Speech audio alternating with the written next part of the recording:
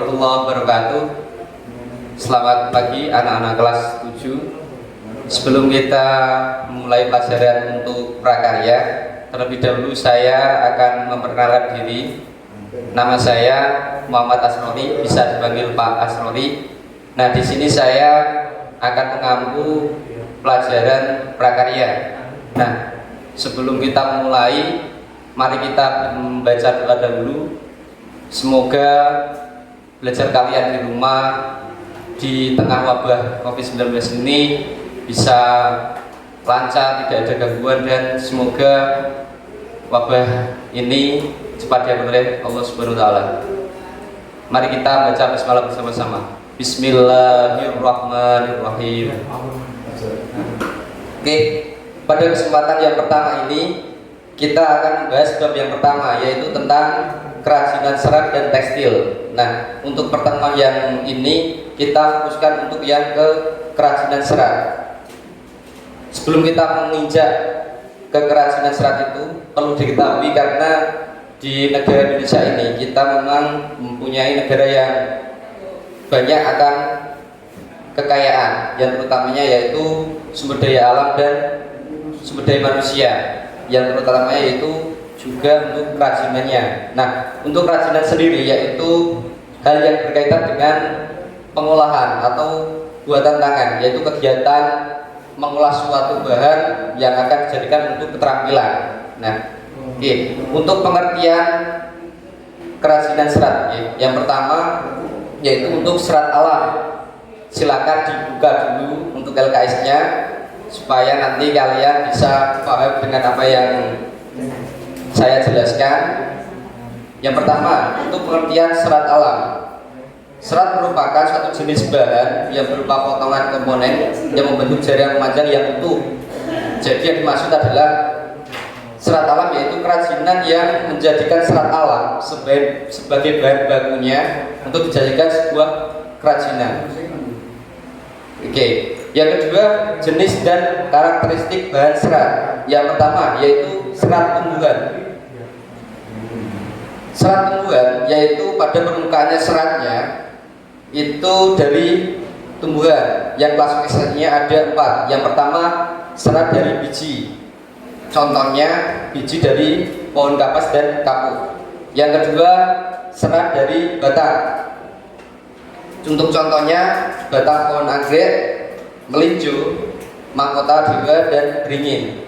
Untuk yang ketiga, serat dari daun. Contohnya daun nanas, daun pandan, eceng gondok, dan sebagainya.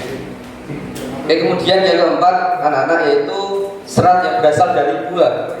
Untuk contohnya buah dari bahan serat dari kelapa. Oke, kemudian itu yang tadi dari serat tumbuhan. Kemudian kita selanjutnya yang ke serat hewan. Untuk yang pertama, contohnya itu dari bulu domba atau wool. Nah, itu untuk karakteristiknya yaitu tampak berkerut. Yang kedua, elastis, mudah menyerap kelembapan, menyatu pada suhu yang lebih tinggi. Untuk kemudian yang kedua dari serat sutra atau ulat. Nah, ini yang sering kita lihat di sekitar kita, yaitu serat sutra yang berasal dari air liur. Serat sutra yang saat menjadi kepompong, jadi ulatnya menjadi kepompong, kemudian dieksperimenkan kepada serat sutra seperti itu. Oke, untuk kemudian kita menginjak ke yang pengolahan bahan serat. Bahan serat ini bisa kita olah. Yang pertama dari manual itu dari tangan sendiri, dan yang kedua itu dari menggunakan mesin atau bantuan dari mesin yang sekarang ini sudah di sekitar kita. Oke, yang pertama untuk pengolahannya yaitu tentang pemintalan benang. Nah, sedangkan untuk pemintalannya ini ada 3 cara. Yang pertama, pemintalan cara biasa atau wet spinning. Yang kedua, pemintalan cara kering, dry spinning. Yang ketiga, pemintalan cara lelehan atau melt spinning. Oke, untuk penjelasannya nanti bisa kalian baca. Untuk yang kedua yaitu penggulungan benang, yaitu pada tahap ini prosesnya itu digulung dengan alat penggulung benang. Itu. Untuk yang ketiga, yaitu yang C, ini pencelupan warna, yaitu benang yang sudah digulung tadi nanti akan dicelupkan atau di pemberian warna, dan selanjutnya nanti akan dikeringkan. Yang kemudian kita lanjut ke proses yang keempat atau yang kedua, yaitu penenunan benang menjadi kain. Nah, jadi setelah benang tadi kering, nanti kita terus prosesnya menjadi penenunan menjadi sebuah kain seperti itu. Oke. Selanjutnya untuk proses produksi kerajinan bahan serat. Yang pertama menenun. Menenun adalah proses pembuatan barang-barang tenun atau kain dan persilangan 2 set benang dengan cara memasukkan benang melintang, yaitu pada benang-benang busi. Yang kedua untuk menjahit. Nah, kalau bahasa menjahit ini sudah kalian familiar lah ya, sudah paham, yaitu ada dua.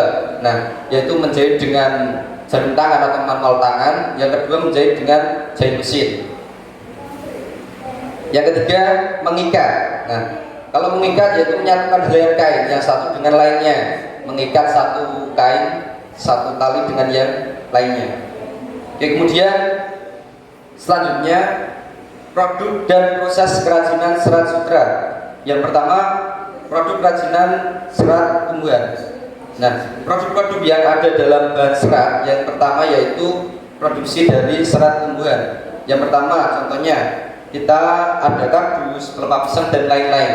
Yang pertama kita bisa membuat produk sandal itu dari pelepah pisang. Nah, ini nanti bisa kalian praktekkan di rumah karena ini memang masih masa dalam pandemi ya. Nah, yang pertama sandal dari pelepah pisang. Nah, itu. Yang kedua tas dari eceng gondok.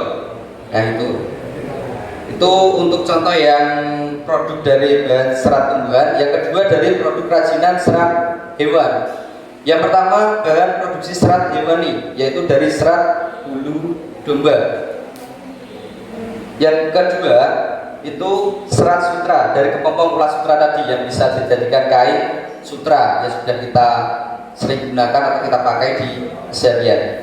Oke, yang kedua kita ke produk kerajinan dari serat hewan. Contohnya ya, itu ada satu ini di LKS halaman 8. Yang pertama baju dengan bahan kain wool dari kulit domba tadi. Yang selanjutnya jaket kulit. Nah, kulit ini dari hewan juga. Untuk yang selanjutnya baju dari kain sutra yang dari ulat sutra tadi ya. Oke, yang selanjutnya contoh pembuatan dompet dari kulit. Nah, ini yang sudah sering kita lihat juga, itu memang pengolahan dari bahan-bahan hewan ya. Ini dari kulitnya.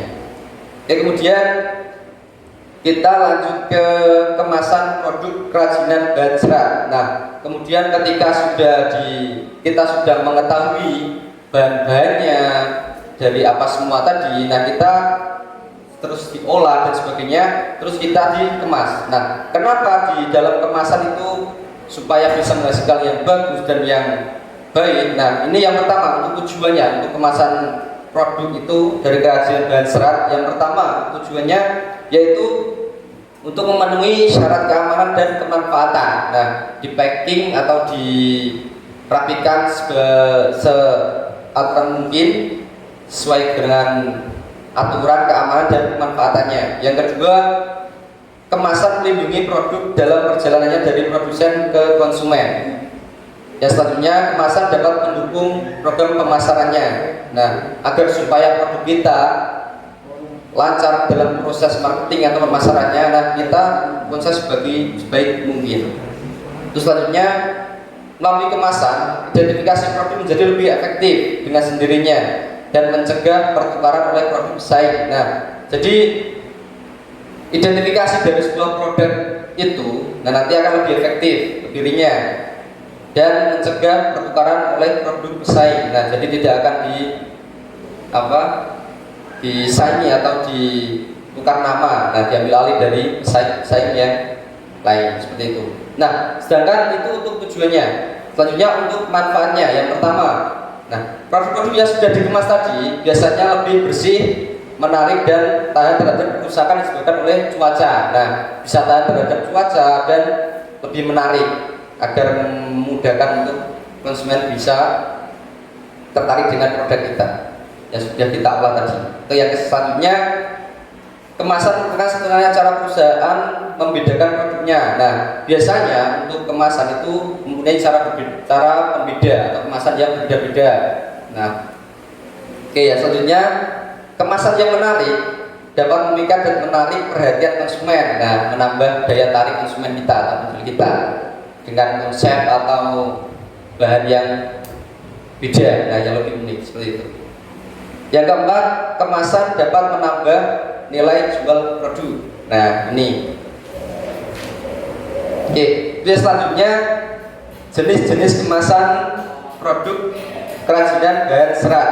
Nah, yang pertama kemasan kertas, ya. Yang kedua kemasan kayu, kemudian kemasan plastik. Nah, itu ya. Jadi dari yang sudah saya terangkan tadi dari awal mengenai pengertian dari kerajinan serat, terus bahan-bahannya sudah saya jelaskan tadi. Nah, terus pengolahannya, pengemasannya dan sebagainya itu silakan nanti kalian baca lagi apabila masih ada yang ditanyakan atau masih bingung. Nah, nanti bisa ditanyakan lewat WA atau apa ke Pak Asrofi, seperti itu.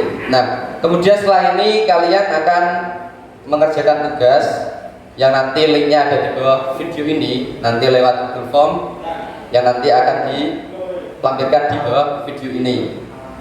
Ya, tetap pesan saya kepada anak-anak semuanya ya, selama pembelajaran pandemi ini tetap jaga kebersihan, cuci tangan, kalau keluar rumah memang urgent atau penting supaya membawa masker ya, tetap jadi pelopor untuk menghilangkan atau mengurangi pandemi ini.